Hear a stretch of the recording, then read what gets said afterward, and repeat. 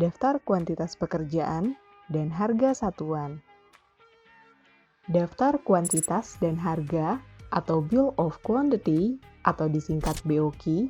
BOQ adalah rincian jenis pekerjaan yang disusun secara sistematis menurut kelompok atau bagian pekerjaan. Hal ini disertai keterangan mengenai volume dan satuan setiap jenis pekerjaan, mata uang, harga satuan, hasil kali volume dengan harga satuan setiap jenis pekerjaan, dan jumlah seluruh hasil pekerjaan sebagai total harga pekerjaan. BOQ itu sendiri digunakan untuk mengajukan penawaran harga kontrak kerja pada instansi atau industri konstruksi. Setelah itu, digunakan sebagai pengontrol dari volume yang diajukan oleh kontraktor dan memberikan evaluasi atas kemajuan pekerjaan yang dilakukan. Daftar kuantitas dan harga atau Bill of Quantity, disingkat BOQ, terdiri dari dua bagian, yaitu pertama, Preliminary Bill, yang merupakan daftar pekerjaan yang tidak dapat diukur karena bukan merupakan luasan atau volume, melainkan berupa pekerjaan atau hal lain yang harus ada dan diperhitungkan karena akan mempengaruhi nilai konstruksi. Kedua, Measured Bill, yang merupakan daftar pekerjaan yang dapat diukur berupa volume dan luasan, misalnya pekerjaan beton dan pekerjaan tanah.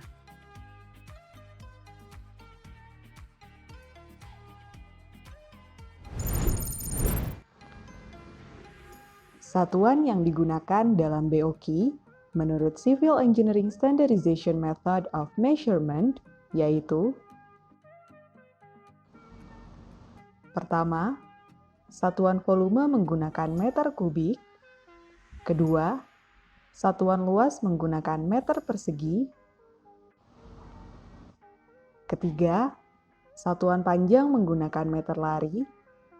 Keempat, satuan jumlah menggunakan buah.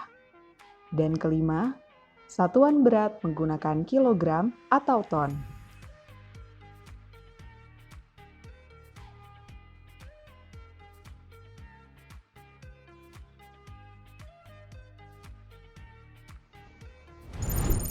Spesifikasi teknis dan gambar. Spesifikasi teknis adalah suatu uraian atau ketentuan-ketentuan yang disusun secara lengkap dan jelas mengenai suatu barang, metode, atau hasil akhir pekerjaan yang dapat dibeli, dibangun, atau dikembangkan oleh pihak lain sehingga dapat memenuhi keinginan semua pihak yang terkait.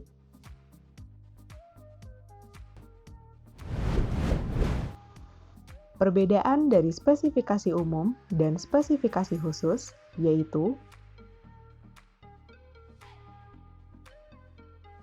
spesifikasi umum atau general specification yaitu spesifikasi yang mencakup semua persyaratan teknik yang berlaku umum untuk seluruh paket proyek yang ada.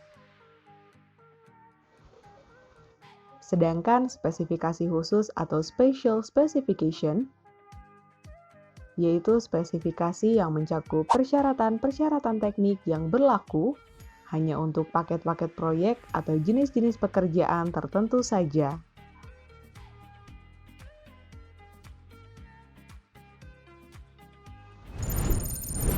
Jenis-jenis spesifikasi yang kita kenal antara lain: pertama, spesifikasi produk akhir atau End Result Specification atau Performance Specification adalah jenis spesifikasi di mana yang dipersyaratkan yaitu dimensi dan kualitas produk akhir yang harus dicapai.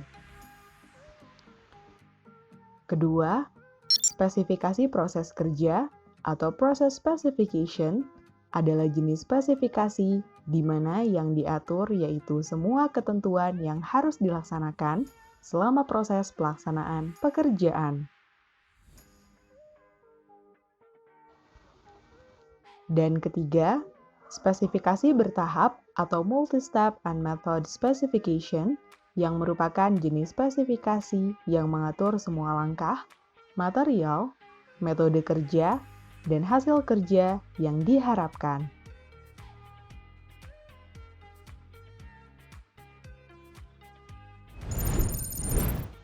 Struktur spesifikasi teknis antara lain: pertama, uraian umum; kedua, persyaratan teknik bahan; ketiga, persyaratan teknik peralatan; keempat, cara-cara pelaksanaan pekerjaan; kelima, cara-cara pengendalian mutu; keenam, cara pengukuran hasil kerja; dan ketujuh, cara pembayaran.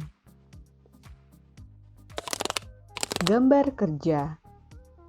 Gambar kerja adalah acuan untuk pelaksanaan pekerjaan di lapangan, sehingga pekerjaan lapangan menjadi mudah dilaksanakan dan terkendali secara teknis, baik dari segi waktu maupun mutu kerja. Fungsi gambar kerja dan spesifikasi teknis dalam pelaksanaan suatu pekerjaan adalah sebagai acuan dalam melakukan pekerjaan proyek.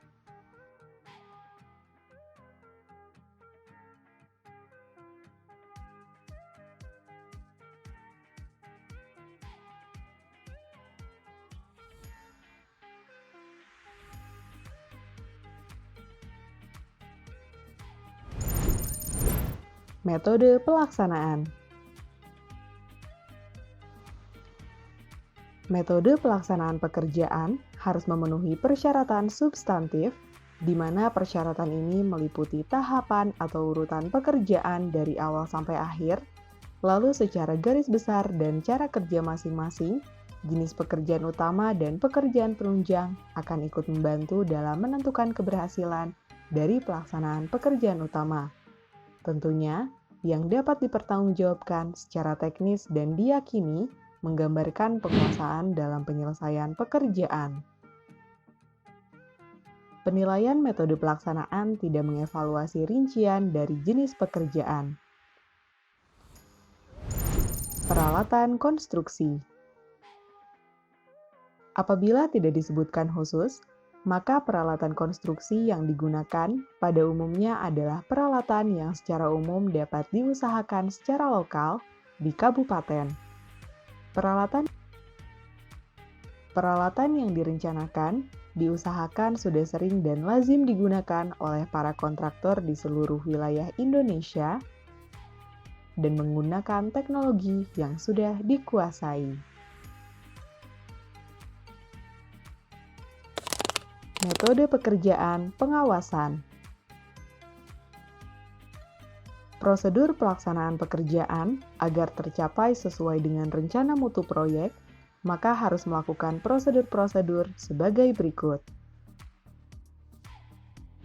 Pertama, pemeriksaan mutu dan pengujian yang terdiri dari 4 hal, yaitu: pertama, pelaksanaan sistem pengendalian kualitas; kedua, standar yang akan digunakan pada pekerjaan tersebut; ketiga, standar lain yang dapat juga digunakan, terutama tertera dari spesifikasi atau disetujui secara tertulis oleh manajemen konstruksi dan tim teknis; dan keempat, di setiap masalah di mana kualitas dari perencanaan, metode pengambilan sampel, dan pengujian yang tidak dijelaskan dalam spesifikasi.